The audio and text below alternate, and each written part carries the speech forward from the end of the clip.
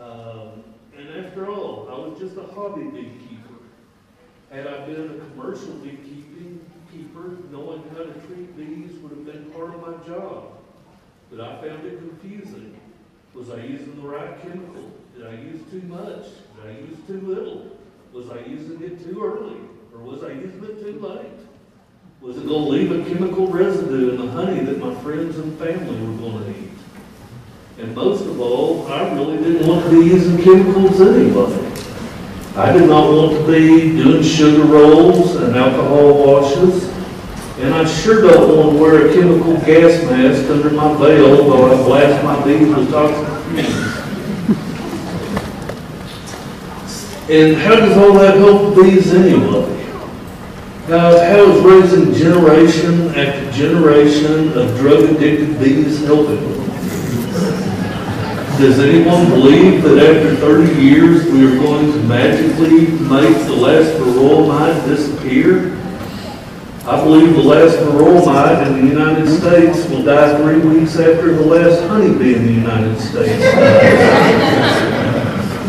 So what does that leave? The only permanent solution is for bees to develop enough resistance and tolerance to mites to live in harmony with them the same way that mites have always lived in harmony with Apis cerana, the mite's original host. 5 years ago, a bee colony moved into a hollow in my brother's pecan tree, just 15 feet outside of his back door.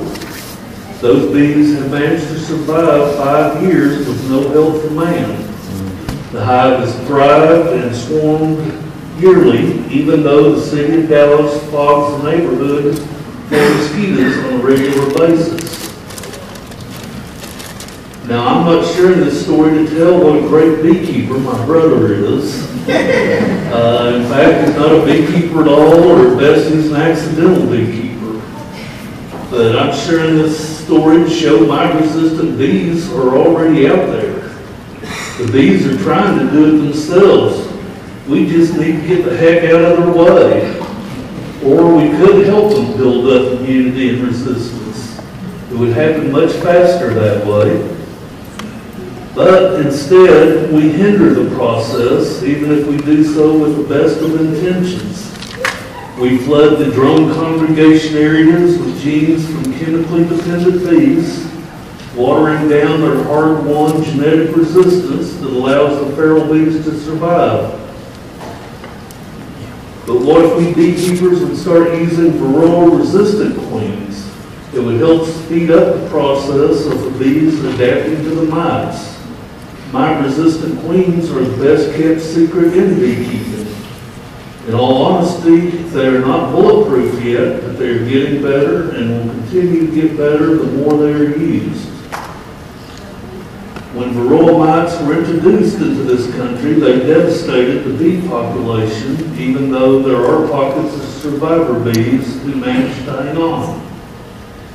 If the commercial pollinators had been unable to prop up the bee population with miticides, our American system of agriculture would have crashed to the ground, with many farmers and beekeepers going bankrupt. Many fruits and vegetables would have disappeared from our grocery store shelves. Our diets would have become much blander and much more expensive. So miticides have helped people, but how have they helped the bees? Beekeepers have always faced challenges and hurdles. When I took a beekeeping class at Texas A&M about 40 years ago, the biggest problem then was wax moths. Bee wolves, they were called, wiping out entire apiaries. Today, wax moths are still a problem, but we and the bees have learned how to cope with them. Also, at Texas A&M, they showed us a movie about how to burn a beehive infected with American foulbrood. This was something every beekeeper needed to know how to do. First, the beekeeper in the movie dug a hole in the ground about 2 feet deep. He then put a 55-gallon metal barrel with both ends removed over the hole. He then dug out another shovel full of dirt to allow fresh air to enter at the base of the barrel. Using kindling, he got a good fire going, and while wearing a bee suit, started throwing hive components into the barrel. First the telescoping cover, then supers and hive bodies, bees and all. I think he even burdened the hive stand. And that's pretty drastic, isn't it? But has anyone here actually had American foulbrood? I know I haven't. That dramatic treatment has all been eliminated with American foulbrood and the bees most susceptible to it. Has anyone here had European foulbrood? I've had it twice. There's a chemical treatment for European foulbrood. You treat it and it goes away until you quit treating it, and then it comes back. The chemical treatment only masks the symptoms, it doesn't cure the disease. It kind of reminds me of varroa mite treatments. But at least if you do have varroa mites, you don't have to burn all your beehives. You just have to requeen with varroa-resistant stock and use a screen bottom board, or you can treat and treat and treat. Besides survivor stock, there are several other types of mite-resistant bees. The VSH bee, or Varroa Sensitive Hygiene bee, was developed in part by Marla Spivak, who found that even unresistant colonies had a 10 to 20% mite drop using the screen bottom board. Dan Lake was selling VSH queens for $39 this past spring. The VSH bees are noted for uncapping varroa-infected larvae and removing them from the hive. Another mite-resistant bee is the University of Purdue's ankle biter, noted for chewing legs and other body parts off the varroa during their grooming behavior and letting them fall through the screen bottom board. Cornell University's mite maulers act in much the same way. The Russian bees are noted for their ability to control mites with frequent swarming, brood breaks, and small winter clusters. The Africanized bee uses many of the same tactics as the Russian bees, but they have one or two little pesky problems that make them unpopular with most beekeepers.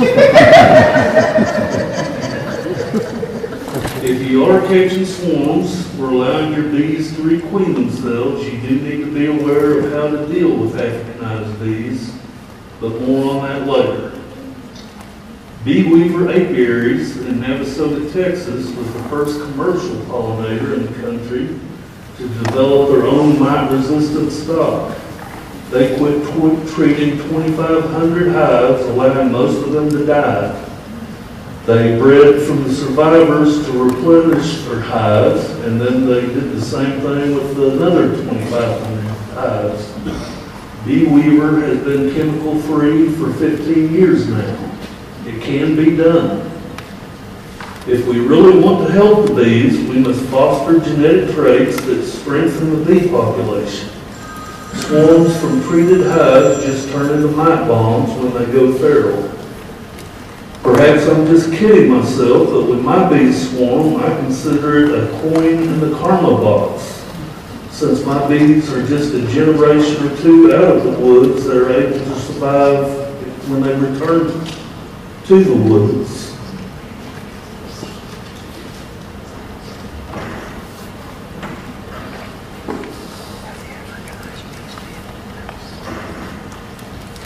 But the truth is that whether you're using treatment, whether you're a treatment-free beekeeper or whether you're using every chemical in the bee catalog, bees are going to die. So you can either keep buying nukes every year to replace your dead outs, or you can learn to make your own nukes. I would like for each and every one of you to take the money you'll spend on your next nuke hive and buy 3 or 4 nuke boxes so you can make your own nukes when the opportunity presents itself. And no, I'm not selling nuke boxes. You'll have to buy them at North Texas Bee Supply or one of the other bee supplies. Or better yet, build your own. Then at harvest time, I want you to grade your beehives, A, B, C, D, and F. The C, D's, and F's get made into nukes. You have little to lose and a lot to gain. And if you have C, D's, and F's, then you probably need some new stock anyway. Look at the ads in Bee Culture magazine and the American Beekeeper Journal for mite-resistant queen breeders. At this time of the year, the supply should be plentiful. Try a couple of different ones to see which ones you like best. Add a mated queen to 2 or 3 frames of bees and brood from your substandard stock and put it in a nuke box. And as with all nukes, feed, feed, feed. The object is to grow the colony big enough to survive the winter, and when spring comes around, these little hives just explode. There's something very satisfying in watching a small nuke grow into 4 or 5 boxes in a year's time. If you have bees that you like, you can remove the queen to a nuke box with 2 frames of sealed brood and a frame of honey. Move that to another part of the bee yard. The newly queenless hive will start a dozen or more emergency queen cells, which can be used to start new nukes. If you're using wax frames, these cells can be carefully cut out and used. If you're using plastic foundation, then you must use a frame with queen cells to each nuke. If there are more than 2 queen cells on the frame, might destroy all but the biggest 2 cells. How strong or weak you make your nukes is partly determined by how many nuke boxes you have on hand. If you have nuke boxes, you can make nukes when you find queen or supersedure cells. And if you wish to move the nukes to another location, you can even use open queen cells with just a grub. The cells with a grub actually travel better than sealed queen cells between 5 and 9 days old. Now, robbing is always a problem with nukes. I like the entrance disc where I can shut down the entrance to where it's just barely big enough for a queen to emerge.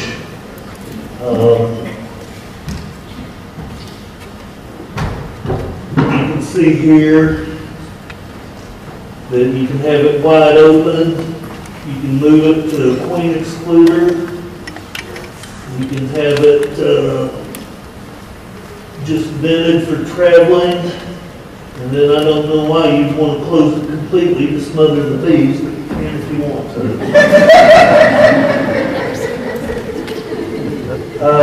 I also like having a variety of different sizes for nukes, which in the catalogs, for the most part, all you have are 5 frame and then what they call queen castles, which is basically just a 10 frame deep that's been divided into 4 compartments, each with its own entrance. So you can raise 4 2-frame nukes in that hive. Now I use these 3-frame mediums as my queen hive, and if I don't sell the queen before the nuke gets so crowded that it's going to swarm, then I move it into a 5-frame medium and sell it as a 5-frame medium, or if I still have it, I can move it into an 8 or 10-frame hive and then use it myself. Also have deeps, some 3-frame deeps that I need used to start hives, and then I can move them into a 5-frame deep at a later date. Some people use the deeps as their hives, just building them straight up, and that's that's good for somebody that's a little weaker and doesn't have the body strength to be less than a 10-frame deep. And the smaller diameter kind of mimics a hollow tree a little bit better. And some people think that the bees actually do better in something like this than they do in a 10-frame deep. So there's a variety of ways. If you've got some nukes on hand, you can learn to use them. They won't all survive, but more of them will than will die, and in the long run, it'll save you a lot of money and make you a better beekeeper. Emily? Now, I've shown this once before, but I think it was worth repeating, how to deal with a hot hive. And of course, this would really be 8 or 10 frame equipment instead of 5, but I didn't want to load that many more hives in there. But if you've got a hive that's so aggressive that you just can't work it, the best thing to do is to separate it into different boxes, and then you're able to work those one at a time, find the queen and kill her. The first time you go in, you're wanting to get this done in a hurry. You're wanting to get in and out of there. So it helps if you have a helper. For $5, I'll let you borrow my granddaughter.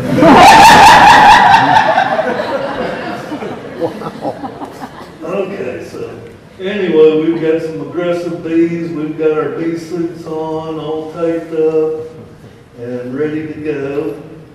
We're just going to move these to the same yard.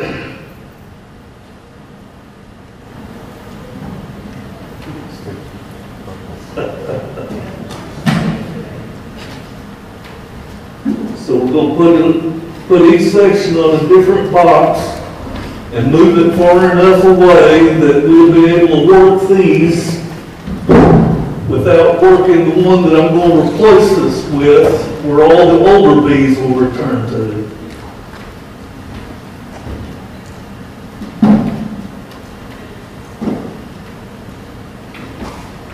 And there again, trying to move it far enough away that we're going to be able to deal with these here. Now, we've got a cloud of bees flying around wanting to sting, being very friendly.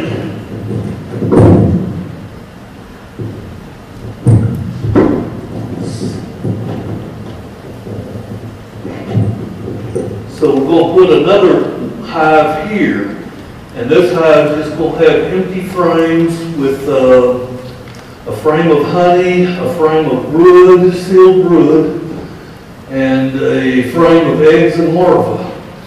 So the old bees that are the most vicious are going to come back to this hive where it was located, and now they have to either raise their own queen or they die. In a hive like that, if they're that vicious, you don't really care which.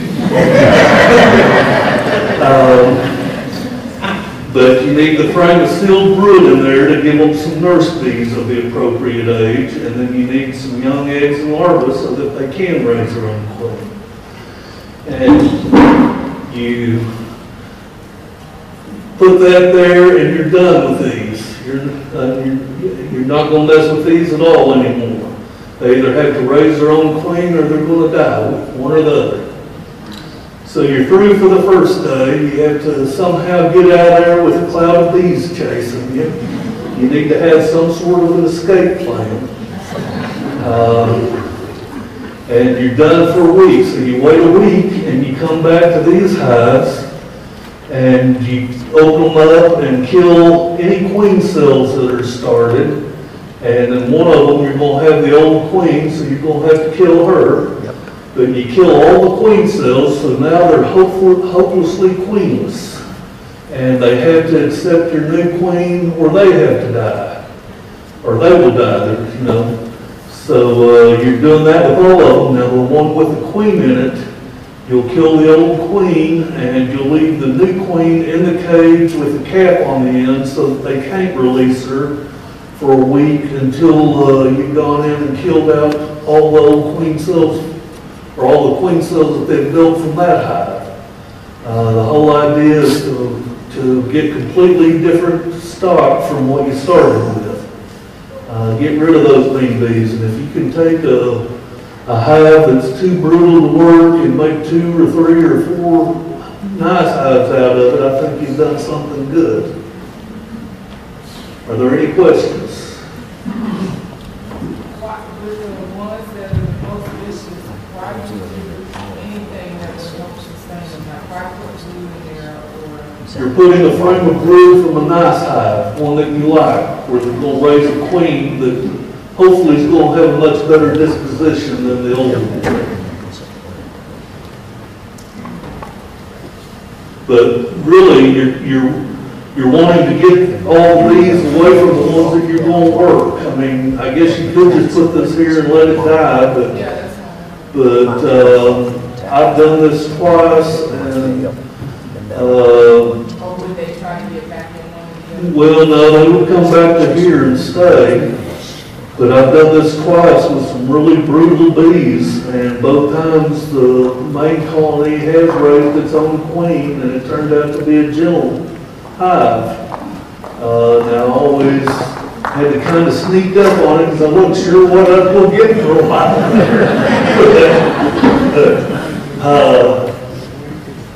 You know, it really can work. Do you end up with, I guess, what is that, 4 separate hives, or do you ever recombine? No, I don't recombine.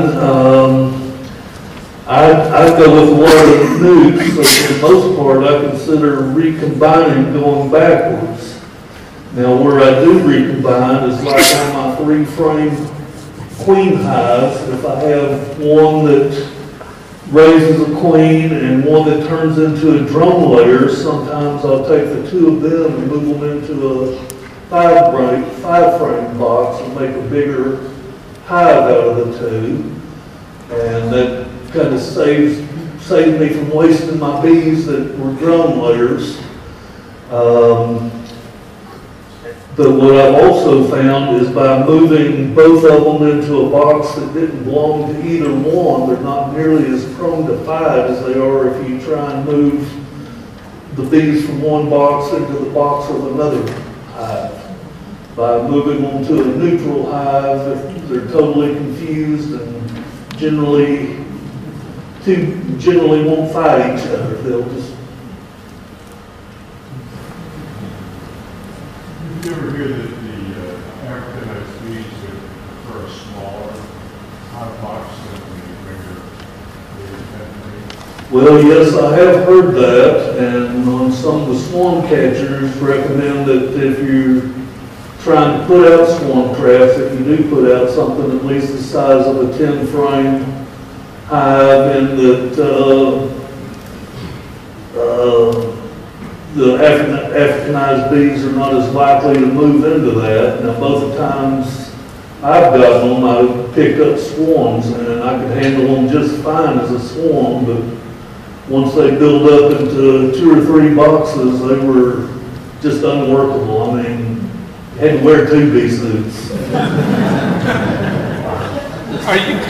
Are you worried about the drones from that mean hive? Well, yes, you are to some extent, but I don't have any idea of how to kill the drones. I mean, once you eliminate the queens, any new drones that you get are going to be better, and that's one reason to do this. If you just leave it alone and afraid to work it, then you're still putting drones out there by the thousands. So by doing something with it and requeening it, then you're sending out a better quality drone after that. Would you consider scraping out the drone home? Or Um, you just don't want to be in there that long? I don't want to be in there that long. And once I get it into these, you know, it might be a little different where I can scrape out some drone comb, but on that first day when you're separating it, you're just trying to get in there and out of there with your life. What do you do with your super? Do you have a super on top of your hive when you start that? Well, if there's a super, generally where I find out that these bees are too mean to work anyway is when I'm harvesting honey. And I go in and try and take a super of honey off and say, ooh, I don't want to do this anymore. So take the super off, you know, use your fume board to chase the bees down to the box under it. then you can get it off fairly quickly, but, you know, you still have a bunch of bees chasing you. So that's what makes you say, I need to do something. So you put a queen, new queen in that bottom box you got there instead of waiting for them to re-queen? I would expect them to just kill her if you did that. You could try it, but I have had a lot of difficulty re-queening hot hives. It seems to me like they're more likely to kill the queen and raise their own if that option is available to them. That's why I'm saying make these hives hopelessly queenless before you do attempt to requeen. If it doesn't work, you lost your queen, but you don't grow up another hot hive, and you're not doing this again. And you know it does work. You know you should get like 3 hives out of something like this. They're nice hives. You're probably not going to get all 4, but if you can get 3 out of something that you were ready to kill, you did good. I always feed nukes when I have them, you know, unless there's enough honey in them, and there might be in this case, but I wouldn't feed them until the second trip out, when these bees have had a little bit of a chance to calm down, and any of the bees that had been out foraging that were still in these hives would have come back to this hive. And bees build up poison in their stinger throughout their life. A young bee doesn't have very much venom, or an older bee has a lot more venom. So an older bee has a worse sting than a young one. And that's another advantage of getting all the older bees over here where you're not dealing with them.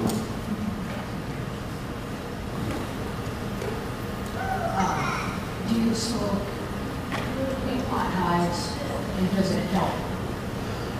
I always smoke them, but it doesn't seem to help on hot hives very much as you hope it to. I think I need a bigger smoker.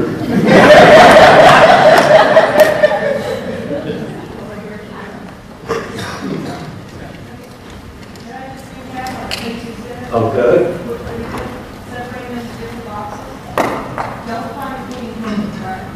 Not that day. Not the first trip. We put them on bottom boards with the top lids on, then move the boxes to different parts of the yard, and have an extra box with empty frames, and frame brood in the old spot. Frame of eggs and larvae and a frame of sealed brood. Right. And then, wait a week, then come back and open these boxes, find the queen killer, and then Right.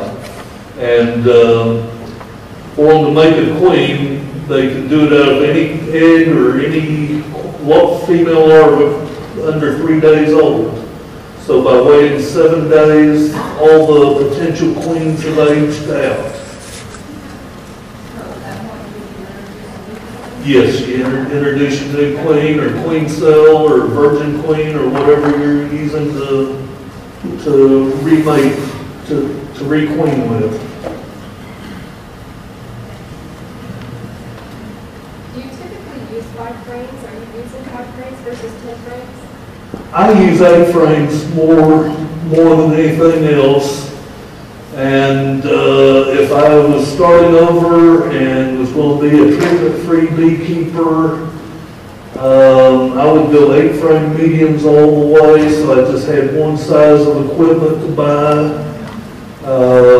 I've got some sciatic leg pain. It's actually a back problem. I'm not going to blame it on 10 frame supers of honey, but they sure don't help it. Sean, that you would recommend separating hives? I would want to move them at least 30 feet. You need to have them far enough away that you can work these other hives without getting that one after you. Because that one's still going to be nasty. It's going to be nasty until it gets a new queen and she raises new babies and all the old babies die, or it's going to be nasty until all the old bees die over there. Have you thought about cutting up a queen excluder and putting it in all the entrances that you might have? Like if you have an entrance, a small hole up in the super, and then the entrance at the bottom, you could take a queen excluder and that would trap the drones in that hive permanently. I think they can't get through a queen excluder, I wouldn't think, and keep them from going out into the drone corridors on your hot hive. Well, that would actually work. You could do that, but you know, like I say, if you don't do anything, you're going to just be producing mass amounts of drones that are going to be affecting all the stock around you. So that probably would work and probably would help somewhat with those hot drones. But if you don't do anything, the problem's just going to get worse. Going to be afraid to tackle it, and a hive that's that aggressive, like I'm talking about, I can see how somebody that was unprepared or unprotected could be stung to death. In fact, both times when I did it, I got in my pickup truck, took several hundred babies in there with me, drove up to the gate, got out to open the gate, a couple hundred bees more got in the car truck with me. Shut the gates, more bees get in the truck with me. And then I drive down the road for 5 miles with the windows open. Yeah. Where's the bee suit? And I pity the police officer that pulls me over.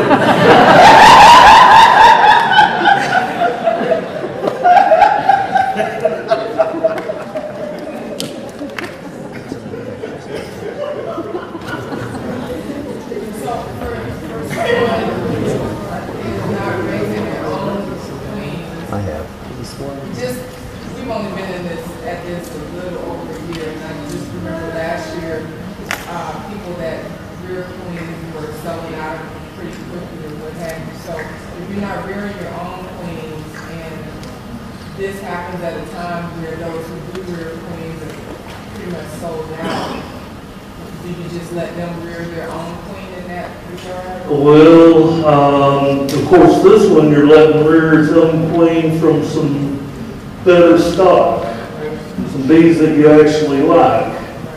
And you could do the same on these other hives, move a frame of eggs and larvae that you liked into them after a week had gone by and you killed all the old queen cells. So that there again, they were hopelessly queenless. They have to raise a new queen out of that stock that you provide for them or the hive dies. So that would work also. You know, somewhere you have to have a hive that you like. And that's one advantage to having several hives. I just remember requeening seemed to be a game of timing, at least in this area. Well, it is, and really, when I've done this, it's been after honey harvest. So at that time of year, queens are plentiful. It's in early spring that everybody wants queens, and there's just not enough available. Getting into this time of year, you can probably find queens that you can have mailed to you in 2 days.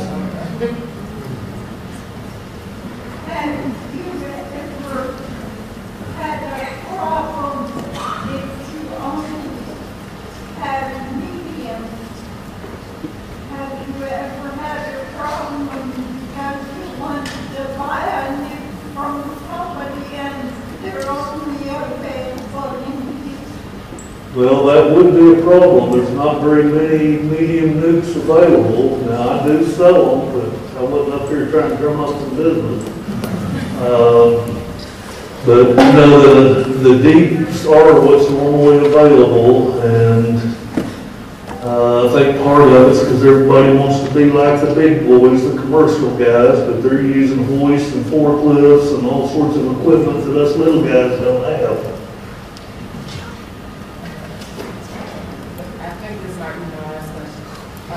This dial with the queen excluder vents and opening all in one, where do you find that? Man Lake and Brushy Mountain Bees both carry those. And with a queen hive, or with a nuke, of course, I'm always using either queen cells or virgin queens. But with a nuke, I dial it down to an opening just barely big enough that that queen can get in and out of there to go on a mating flight. Otherwise, particularly after July, you have a lot of problems with robbing where the big hives want to go in and rob the little hives. It's always easier to steal someone else's than it is to make your own. Amen.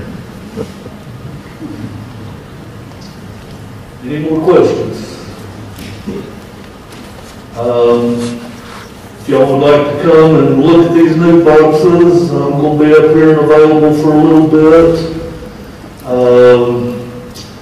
If y'all are interested, I was thinking about trying to do something where I did a demonstration on how to make a nuke from a couple of queen hives, or from a couple of hives, and then raise emergency queen cells and make nukes out of those. And what I was kind of thinking was the first Saturday, make the nukes from 2 hives, taking the queens out and 2 frames of sealed brood and moving them. The next Saturday, we'd go in and make nukes from those 2 hives, which I would expect it to make somewhere from a dozen to 20 nukes, and then wait for another month and come back and see how many beehives we actually ended up with out of those 2 hives that we split up. But these ones that I'm going to be splitting up are actually nice hives that I like, not the ones that I'm trying to get rid of. Well, I just wanted to see if there was enough interest in it. If I did it, it would probably be August after I was done harvesting honey. Sometime after the August beekeeping meeting. But it's something you want to do regardless of interest, right?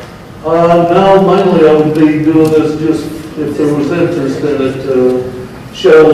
I graft my queens, but that's something that you really don't want to get into unless you're wanting a whole lot of queens. It's too much trouble to, you can do it on just an occasional basis, but the way I do it on a weekly basis, even for just once a week, it's really a lot of trouble to keep my hives going the way I want them. I almost need to be grafting every day to make it worthwhile, but I don't have any way of using that many nukes, and don't have any way of feeding that many nukes, and don't have that many nuke boxes. And do you use the Yahoo Groups email list? No, I'm pretty. I'm just asking because if you just go ahead and set a date, I think it'll be easier to. How many people are you getting to take over the wild nukes? Oh, I'd say at least a half dozen. It'd be nice to have more than that. And I'm not planning on charging anything. I mean, it's Princeton mailing address, but I'm actually over in Cullioke near Lake Levant. But I'm just trying to make better beekeepers out of it.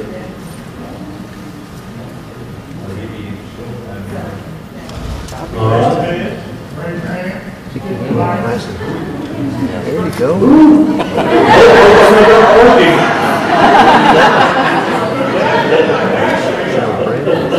Hey, Sean, you want me to have a list back here going? What's that? Let me make a list back here. Well, Don't back out on us. I'll bring it up here again at the August meeting, and I'll set up a time, and so if you're interested in doing it, you better come to the August meeting. Is it not a July You meeting? might have enough parking space. I think there would be enough. I think we can manage to do something. If they do it between now and August. All right, anything else? All right, well, I guess we're done here.